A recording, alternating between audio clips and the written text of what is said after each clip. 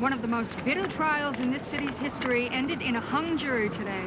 The vote was 7-5 in favor of acquitting reputed underworld boss Peter Cantrell, charged with murdering his wife and his bodyguard.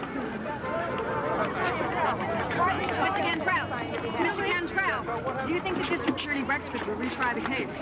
There should have never been a trial in the first place. If you ask me, Terry Meade killed my wife, and he knows exactly where Pug Stowed is. You have steadfastly refused to offer any alibi for the time of the murder. Why? Where I go and what I do is my business. The only thing that matters is that I didn't kill my wife. An innocent man without an alibi is about as rare as sushi. The district attorney is running for attorney general, and he's playing politics with my wife's death. And he doesn't care what it's doing to my son. You should have thought about that before you killed your wife. Why did your son refuse to testify in your behalf, Mr. Cantrell? The prosecution wants you to believe that this was the murder weapon. That Linda Wolf pulled the trigger 5 times to shoot her husband. You've heard the facts as well as I did. We don't contest them. Theodore Wolf purchased this gun and brought it into his house for protection. But let me suggest to you that this wasn't the real murder weapon. This was. The charge of murder is erroneous. This is a case of self-defense. The judge will instruct you as to the law regarding self-defense. He'll tell you it's only self-defense if you have a reasonable fear that you are about to suffer great physical harm. McHeath. The prosecution has finally stipulated that Theodore Wolf was a chronic wife beater. The testimony is irrefutable and beyond a reasonable doubt. Whenever Theodore Wolf became intoxicated, whenever life in his twisted and violent mind became unbearable, whenever his beer-bloated belly pressed against the waistline of his pants, he'd loosen his belt to relieve the pressure and use it against his wife. This is the life that Linda Wolf endured for 15 years until this courageous but powerless woman became convinced the next beating would be the last one. The next beating would kill her! Counselor, I think you've made your point. Would kill her! McHeath, if you don't stop doing that, I'm going to hold you in contempt. I realize that you want me to stop. And I can see in your faces that you would like me to stop also. Louise Wolf wanted it to stop. And she knew it never would, so she used a gun. A gun that was brought into her house for protection. And she used it to save her life. We rest, Your Honor.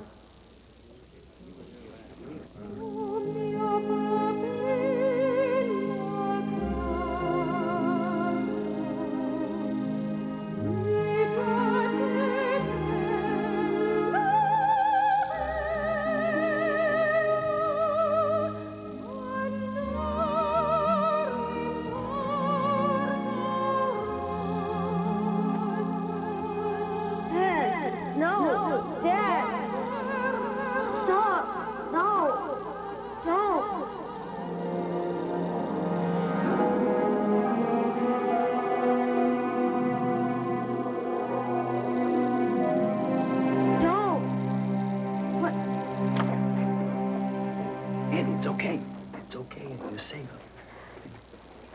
You having that bad dream again? Yeah. Andy, I want you to talk to me. Tell me about this dream. No, just leave me alone.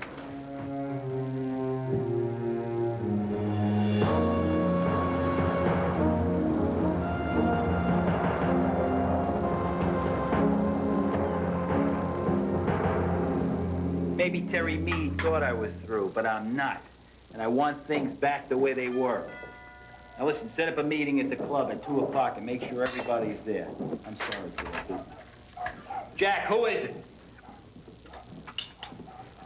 Mr. Cantrell, sorry to disturb you like this, but I'm afraid you're under arrest. I'm out on bail now. The warrant is for jury tampering. One of the jurors says you tried to bribe him.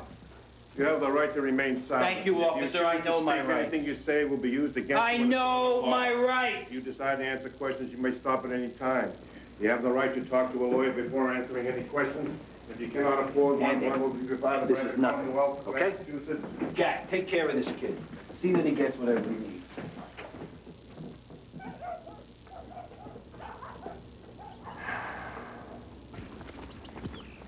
Oh. I'd really rather walk today, if that's okay. No. Even if I could. Come on. Got a lot of things to think about. Your dad has a lot of enemies. You know that. Until I see you safe in that school, I gotta be on you like what? Like bugs on a windshield? Like funny looking on your face. Hey, your dad can handle petty things like this. He'll be back home this afternoon, don't worry. Come on, get in. Hey, after school, we'll go to the park and play chess with your buddies. All right?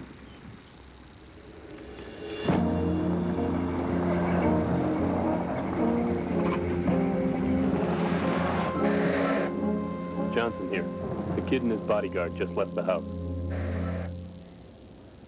Well, Simon, the calls just keep coming in. No one can believe that you got Louise Wolfe acquitted. And also, Samuel Lime is waiting. He doesn't have an appointment. He says it's an emergency. Sam Lime? Mm-hmm. Sam! The last time I saw you, I was suing you 6 ways to Sunday. I fixed the stairs. I painted Mrs. Lipscomb's apartment. I did everything. This is not about that. This is a crisis. I was arrested. Shocking. Arrested. For breaking and entering my own property. I actually have to stand trial. Sam, have a gummy fish. Tell me all about it. You know I own 2 apartment buildings in Cambridge. You also know I'm no Donnie Trump, please, so don't get any ideas. Tell me your story, then we'll discuss my fee. I do all the maintenance myself. One day I go to one of my buildings to check the boiler. I go down into the basement, and I find this thing has set up housekeeping right there in my basement. He has his hot plate, he's got his folding cot, he's got his cute little radio playing flute music, he's got his laundry hanging all over the boiler room, right at home. Have you ever seen this thing before? What do you mean, seen him? Do you know him? He hangs around the neighborhood. Maybe I've seen him around. So what? Does that give him the right to come in and set up residency rent-free? Well, even if you gave him permission just once, he can claim established habitation. You see, that's where I made my mistake. That's where a soft heart makes a hard life. I did tell him he could stay there. One night, 2 tops. When was that? That cold snap we had. I saw him in the park. He looked like he was dying. So I told him about the basement. That thing had the basement fitted for a new lock. I had to break down the door. So I'm down there, I'm shoving all his stuff into plastic bags, and he came home. He threatened me with a lamp. Meanwhile, he's screaming for the cops. When's the hearing? 4 o'clock. Today? Yeah, I thought I'd defend myself. I'd save some money. It hit me today. I could actually spend a year in prison. Sam, suppose I told you I could keep you out of jail. Would you be willing to cut this guy a little slack? Namely? You got to give him 4 months. 4 months?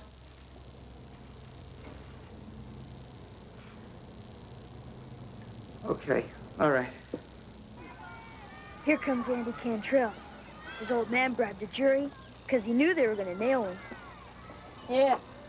My dad said that if Cantrell shot the mayor on the city hall steps at lunchtime, he'd only get off with a warning. Everybody knows Cantrell thinks they could get away with murder. Take that back.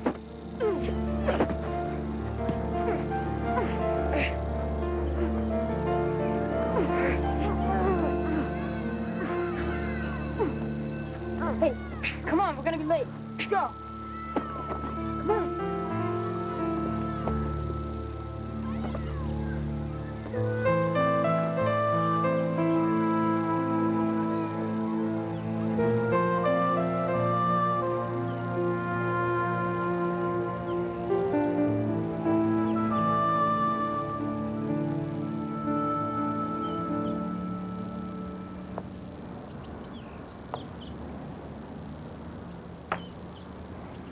Thought I had you there.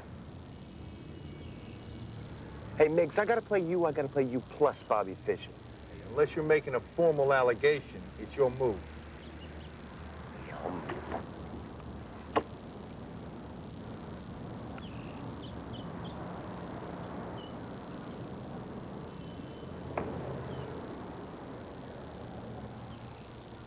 Check and mate. Yeah, go ahead and gloat. The only time you win is when that kid's here. It'll be $2, please. No checks.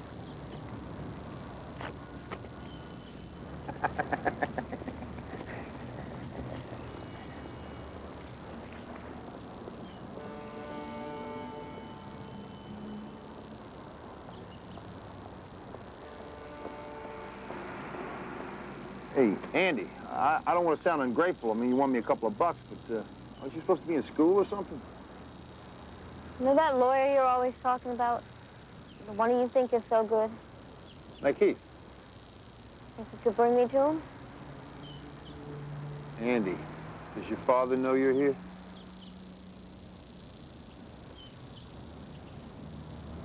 Oh, boy. I heard there was a law that allows kids under 16 to be divorced from their parents.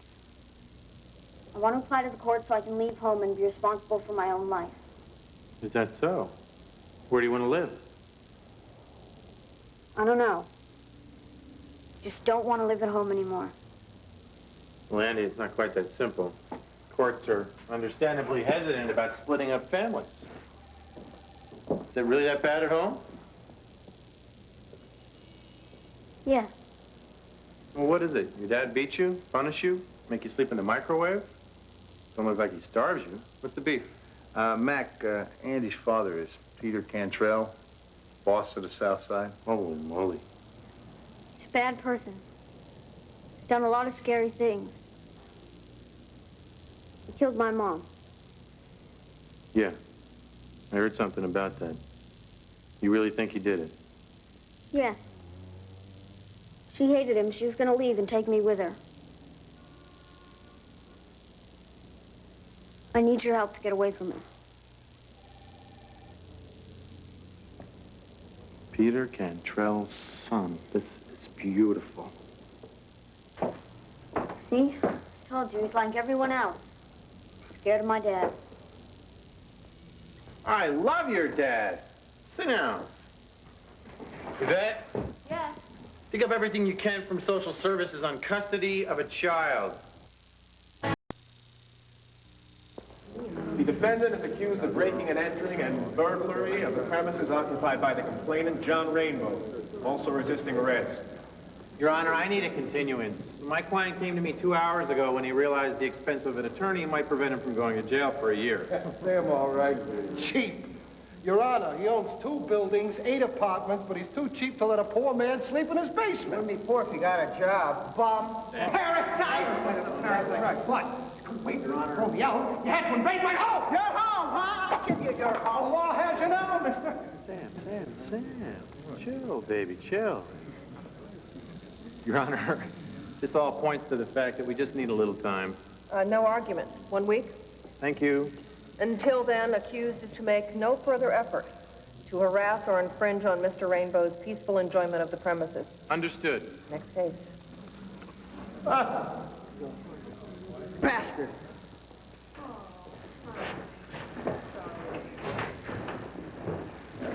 Took you long enough. Ray Wakefield quit. Said he can't be a lawyer anymore because of the bribery charge. I had to find a bail bondsman myself. Boy, Meade set me up good this time. Him and that pug stove. He must really want me out of the way now.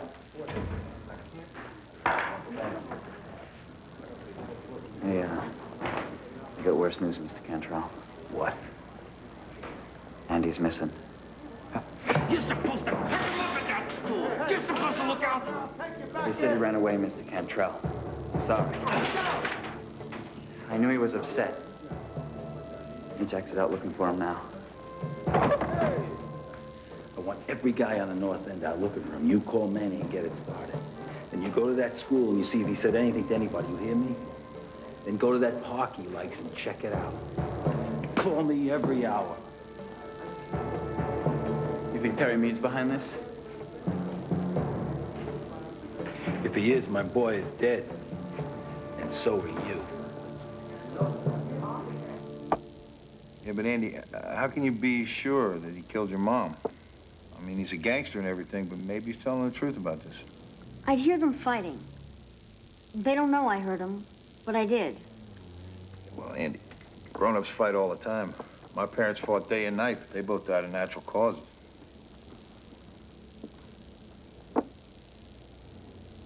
Yeah, but see, that's not the same. I mean, I saw him do it. You saw it happen? Well, I've seen it in my dreams. Sure there were dreams? Yeah. But still, it's just as bad when I wake up. I understand. Mr. Cantrell, Simon McKeith. I'm an attorney. I'm sitting across my desk from your son, Andy. We thought you'd like to know he's just fine. Oh, thank you for calling. I guess you want to let me talk to my son now. I think he's a little anxious about that. I'm his father. I'm his attorney. My son is 14 years old. He doesn't need a lawyer. I wish that were true, Mr. Cantrell, but your kid's pretty bright and he knows his rights. Get to the point. We'd like to have a sleepover, okay? Which is fine by me because he's good company. Oh, and by the way, he doesn't really want to live with you anymore. McKeith, I want my son home now.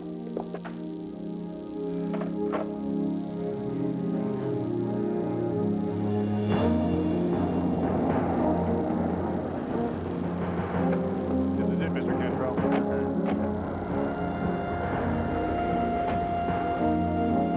on. Move it. Number 98. Cantrell's going in.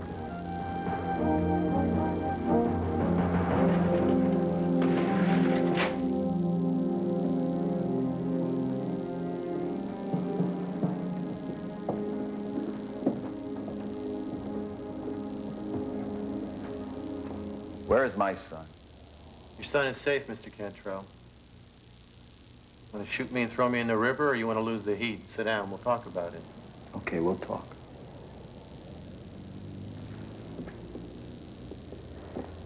Everybody says you have a real attitude, McKeith. Really? What else do they tell you? They say you're a little crazy. And that you're trying to set the world's record for being held in contempt. How can I be of service to you, Mr. Cantrell? Now, what is it that you want, Mr. McKeith? I'm representing your son. He wants emancipation. From what I can tell, he's got a pretty good chance of getting it in court. You think that a court is going to take away my son after everything that's happened? Because of everything that's happened. Oh, and you want to help them do that? What, do you think you're a terrific father, Cantrell? I love my son, McKeith. That's not the question. Okay. Okay, I can't say that I'm a terrific father. Andy and me are different. He's a good kid. He reads books. He listens to music, good music. You should see the kid play chess. He got most of that stuff from his mother. He was closer to his mother. That's normal. The mother the DA says you killed. Yeah, but I didn't do it. And I didn't mess with the jury either. What if I lose Andy? What happens to him, huh? He'll go to juvenile detention or be placed with a temporary guardian for 2 weeks or a year. Who knows? It'll depend on what happens in your trial. McKeith, I didn't do it. I'm being set up by Terry Meade. Look, that is a matter for you, Ray Wakefield, and a jury. Wakefield quit. You got a problem? Maybe you could be the answer. You want to take my case? Don't know me, Cantrell. You're using me to get to your kid. That's exactly what I want. I want my son back. No. Conflict of interest. No chance. You could ask Andy. Maybe he'll give you permission. Yeah, I might do that. What does the might depend on? First, I get to see all your trial transcripts. I decide whether or not you got a leg to stand on. Fine. Next.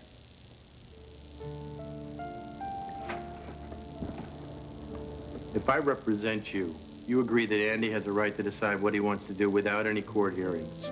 And he's got to approve the whole thing, or else all the bets are off. Deal.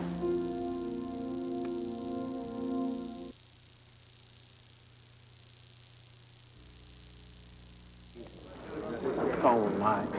Wakefield, you elegant piece of nuclear fallout. I've been calling you. Did you take me off your things to do stationery? Look, my office will send you anything you want, in triplicate. But I got nothing to say on the subject of Pete Cantrell. Forget about him. He's got a kid. I'm going to represent him. Oh, that's sweet. You know, Mac, that kind you don't breed, you weed. Why did you ask Cantrell as a client? You want to get rid of wasps, you burn the nests. Give me a break. What is this, an aphoristic frenzy? Or were you struck suddenly by a sense of ethics? What ethics? I know that Cantrell bribed that juror Colatino, and that's why you quit. Cantrell didn't bribe anybody. Who did? Colatino was bribed by Terry Meade. Wait, kid. Meade says he didn't do it. Cantrell says he did. They're going to go to war over this? That's why I quit, McKeith. I don't want to get caught in the middle, just in case they do. You know, life is too short, and there are certain moments when I really like it. Hey, was this one of them? Listen, Andy. Your dad asked me to take over his case and try to prove that he's not guilty. Great. So he's buying you off, just like everybody else. Next, he'll just make me go home. Hey, that's not going to happen. He says if I defend him, he's going to let you do whatever you want. You can decide for yourself. He said that? Yeah. I don't believe him. He's lied to me before. What do you think? I got to read the trial transcripts, see if there's a case I believe in. No matter what, you're my man, and I'm going to take care of you. If you give me permission, I could represent him. So, do you think he's innocent? I don't know. I'll know more after I read the papers. It's possible. I don't care.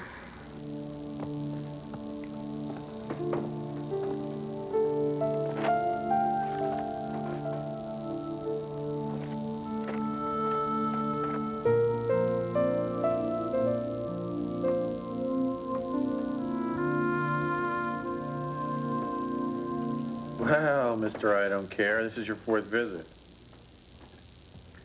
That bed's too uncomfortable. No one could sleep in it. Try the blender.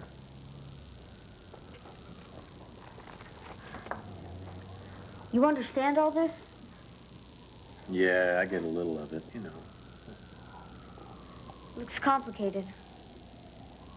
Well, we keep it that way. It scares the competition. So, what do you think? Would it make a difference? Yeah. Would it make all the difference? No. Look, Andy, once I start this thing, I can't stop it. There's judges and lawyers and wise guys and cops. It's deep. If I start it, I gotta know that you're gonna go the distance. Can you? Let's do it. So the decedent, your wife, is found murdered in your house. Your fingerprints are all over the gun. You're at the SOC for 7 minutes when the uniforms arrive, and you never even called them. I didn't have to call him, did I? Someone did it for you. Look, let me ask you a simple question. If I wanted my wife dead, you think I would do it this way? Unless you're suicidal. So Wakefield argues that to a jury, but 5 of your fellow citizens still figure you're guilty. Yeah, well, that's why I need you, counselor, to make sure it doesn't happen again. It stinks like the toe end of a hooker's high heel, but let me tell you something. You bring a case to a jury, anything can happen. You're fighting with your wife, she's thinking of leaving you. Lots of husbands and wives fight, so what? Jury tends to be effective when one of them ends up dead. Now look, we gotta talk about your alibi, okay? You're someplace else between 4 p.m. and 10 a.m. Come on, give. Where were you? Look, for the last time, I'm not telling you. Drop it. Great. Wakefield says using an alibi you can't prove is death. He's right. Well, let me tell you something, boy wonder. The person that I was with that night is in the wind. And if I can't find that person, nobody can.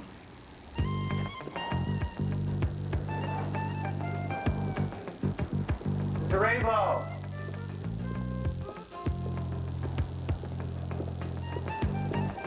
The Rainbow!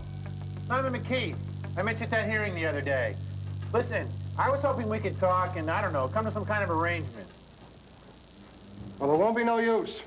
It was a dump, but everything here is mine. Want some tea? Sure, thanks. Not running the place down, not presenting a fire hazard. I'm a perfect tenant. What about rent? With all that Sam Lime has, what does it cost him to let a poor man fill this space? Breathe the air. Maybe you're right. So you were sick and Sam let you stay here a couple of nights and you decided to squat, huh? He wants me on the street. I want him in jail. Suppose I told you you could have this place rent-free for 4 months. Would you drop the charges? I'm not sure, okay. I'll make the deal. He won't.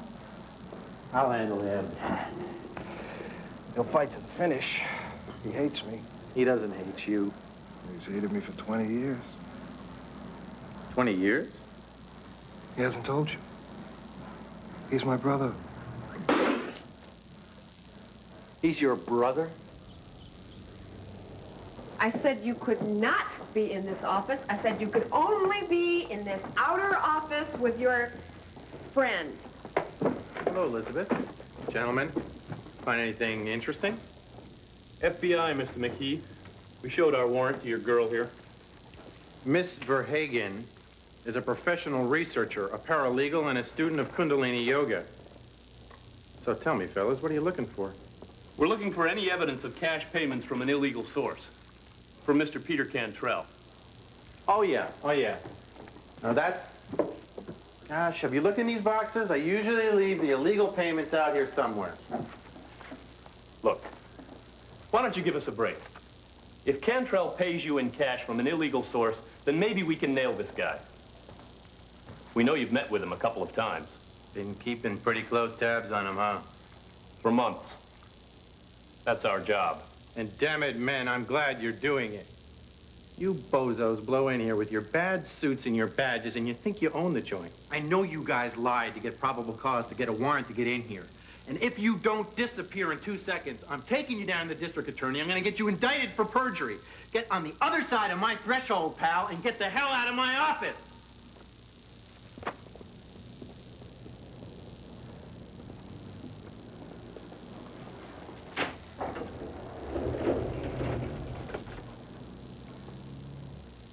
That was really one of your better performances. Profoundly moving.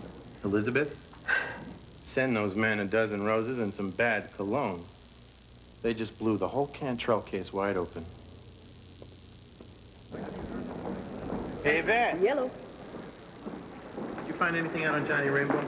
Yeah, he served 4 years in the Army, taught industrial crafts in the Somerville school system, and get this, on October 15th, 1977, your client had him declared officially dead. Oh, man. I wonder why he did that. Wakefield! Take these. Wakefield, you puerile piece of used jet trash. Wakefield, you lied to me.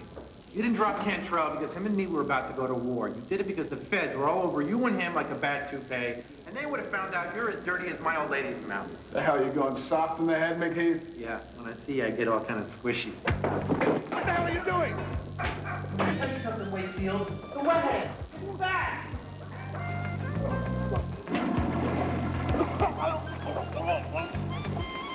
I'm gonna kill you, McKee!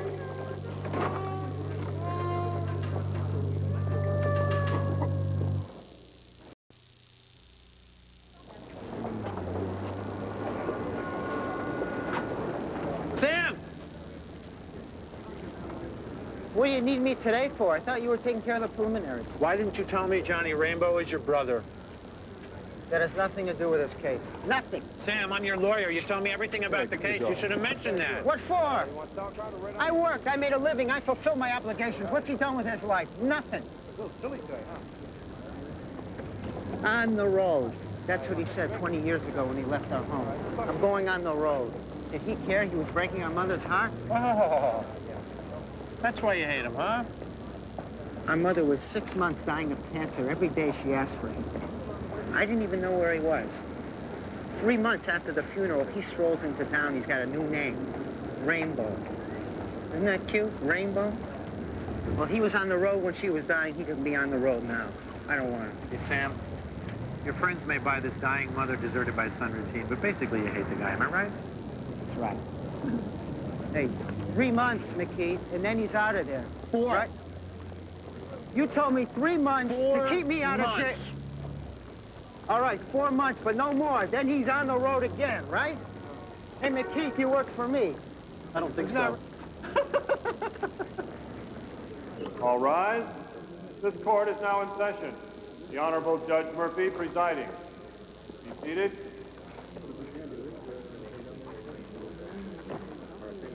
Proceeding in the matter of the Commonwealth of Massachusetts versus Peter Cantrell on the charge of murder. Mr. Wexford, I want to call you first witness. Thank you, Your Honor. The state would like to... Your Honor, begging the court's pardon, before we proceed any further, I ask that any and all federal agents identify themselves to the court immediately. Come out, wherever you are. Your Honor, what's going on here? Mr. McKeith, I put that question to you. Is this necessary? Indeed it is, Your Honor. I cannot proceed with an informed defense before I identify and subpoena each and every one of these individuals. Hit it, Yvette. Your Honor, the court has the discretion to require every person in the courtroom to identify themselves. Both counsels. I don't know. We all know the feds have been after your clients for years, but what makes you think any testimony of theirs would do them any good? I should think that you'd be trying to keep them out of this. Your Honor, we welcome the feds with open arms. We need them for our case. Mr. Wexford, is it okay with you? Prosecution thinks that Mr. McKeith should have all the rope he needs to hang himself. Fine. Stand back.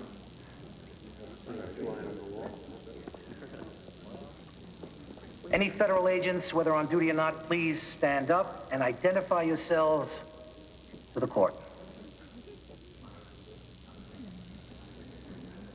I say again, stand up. If you do not rise immediately, I will find out who you are, and I will hold you in contempt of this court. And I don't care if you're FBI, CIA, DEA, or the French Foreign Legion.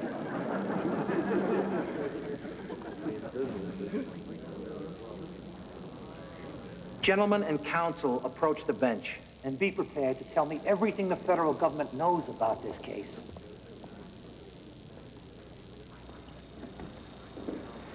Your Honor, our tapes and journals are federal property.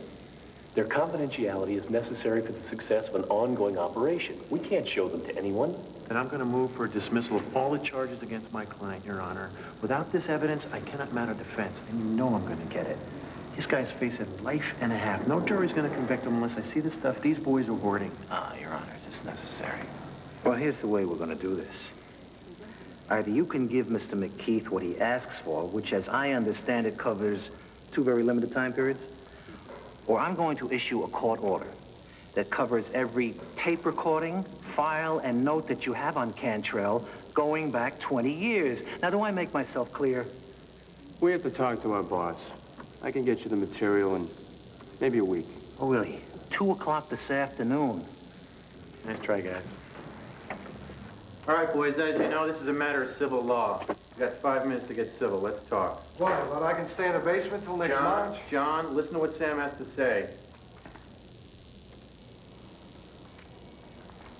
When Mom died, she left us some money. That's yours. Johnny, when your mom died, she left all of the property to both of you. She did? Sam didn't know where you were, so he told the Commonwealth you were dead. That meant your half of the inheritance goes into a trust. But you saw me a lot in those years. When the death became official, Sam took your half of the dough. Now, don't start holding a grudge. Now you're going to jail for 50 years. First, you have to prove I knew you were alive. You knew it. Prove it. Hey, both of you, cool it. Johnny, he signed a check for half the value of the property. Please take it and go home. Don't go to court. There's no guarantee you're going to win. Stick your money. John, it's a check for 178 grand. What'd I tell you? Big brother. Whatever I did was never enough for him, right? Huh? I stay home, I take care of everything, and Mr. Rainbow goes off to change the world. I had things to do. Well, you could have checked in once in a while, John. See how I'm doing. See if I need help. Now you're gonna come home, you're gonna waltz right in here like nothing's happened? Ain't that simple?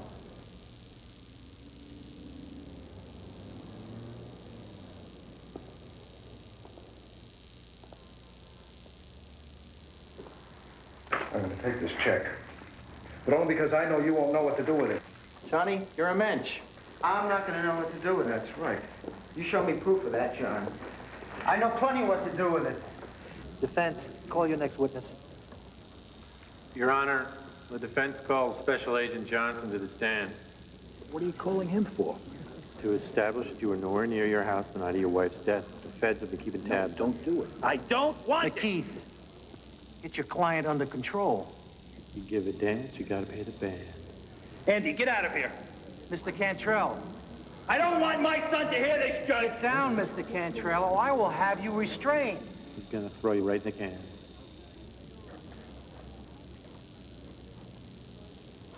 I don't want it. Please. He wants to win the case.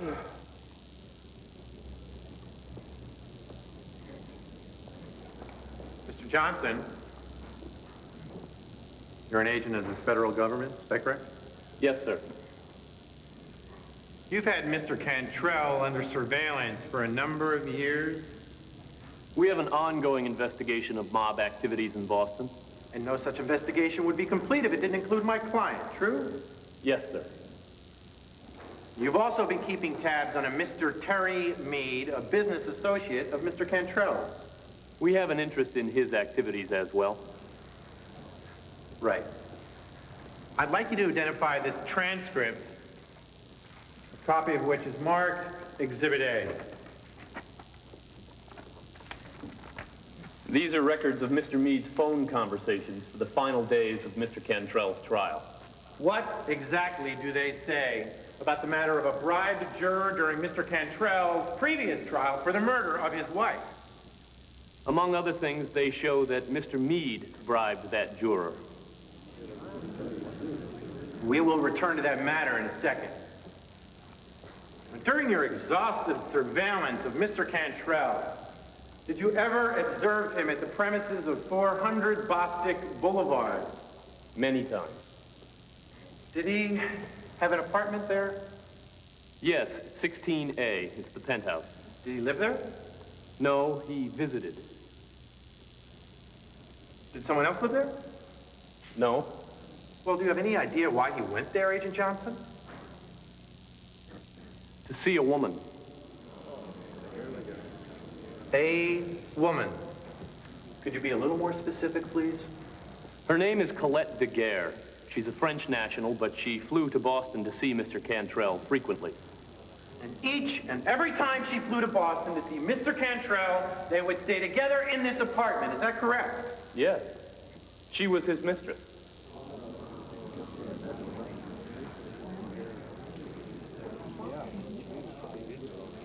Where is Mademoiselle Daguerre now? I don't know. Would you clarify that, please? We, lost track of her after the night of May 7th. Did you observe Mr. Cantrell with Miss Daguerre together at Bostic Boulevard that night? Yes. At what time? According to the records subpoenaed by this court earlier today, Mr. Cantrell entered the premises at Bostic Boulevard at 4 p.m. Wednesday afternoon, May 7th.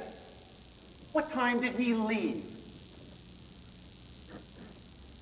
Isn't it true that he left at 10 a.m. the following morning? Yes. So you tell me, if Mr. Cantrell was with Miss Daguerre the entire night of May 7th, could he have been back at his house simultaneously murdering his wife? I guess not. You guess not. Answer the question, yes or no. Did he murder his wife? No. He didn't. I have nothing further from this witness, Your Honor.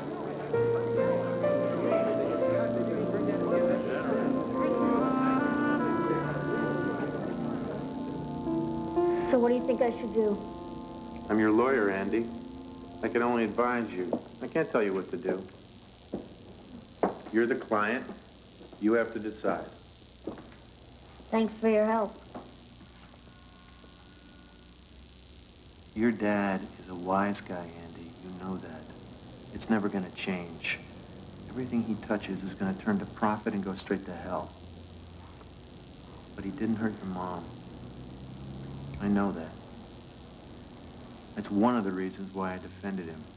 And the other reason is so that you can stand up, walk out of this room, and decide exactly what you want to do with your life. Mr. Meigs? Well, Andy, the one thing I've learned is you got to put yourself in a place where you're comfortable. You're never going to please everybody, so start out by pleasing yourself. Should I bring him in? Yeah.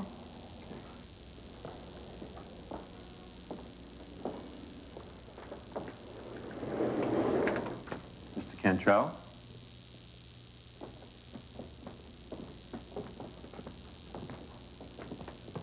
Time to go home, Andy. Car's downstairs. Let's go. I want to tell you something. I don't hate you. You're my dad. I just don't want to go home with you. Andy, you know I had nothing to do with Mom's death. And that other woman, she was nothing to me. And I didn't want you to find out. I'm sorry. But you're all I have left in the world. Come on, let's go. I can't. What do you mean you can't? I can't go home with you. It scares me. Everything about your life scares me. Andy, you don't have anything to be scared of. But that's what you need me for, to protect you. Couldn't protect Mom.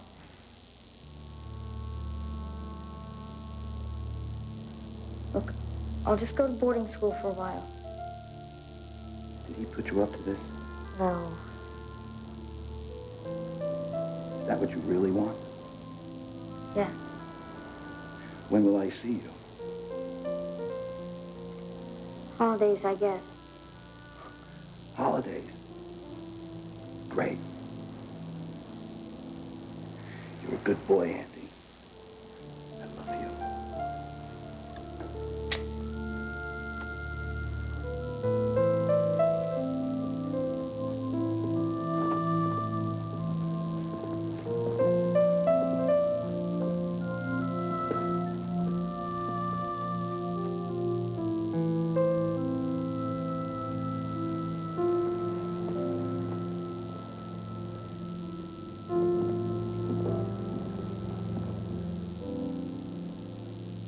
Harry Meade? Which jail? Well, Mr. Meade, Simon is a little tied up. Okay, hold on a second, please. Simon? Pug Stote was my spy. Mrs. Cantrell heard him on the phone to me. He panicked, killed him. So Stote did collect the gear, and that fixed Cantrell's alibi. Yeah, Stote did that, too. Yeah, he's hiding out my farm in Braintree till yesterday when they busted us both. Now, look, I didn't kill those women. And now Stote may say that I ordered the hit, but he can't prove that. Represent me, get me off, huh? What makes you think I'd represent a wise guy like you? Hey, she worked with Cantrell. Him and me are the same thing. What's the difference? No difference, but with him I had my reasons. Yeah? That was $200,000. Double that if I never see the inside of a courtroom. Those reasons enough? Nah. Hey, money, man, take it. This money is money. Hey, you don't know who you're walking out on, Matt Chief. Yeah, you are buying yourself an awful lot of pain. Yeah, you're no better than the rest of us. You're no better than anybody, Matt. Yeah, but I'm going home.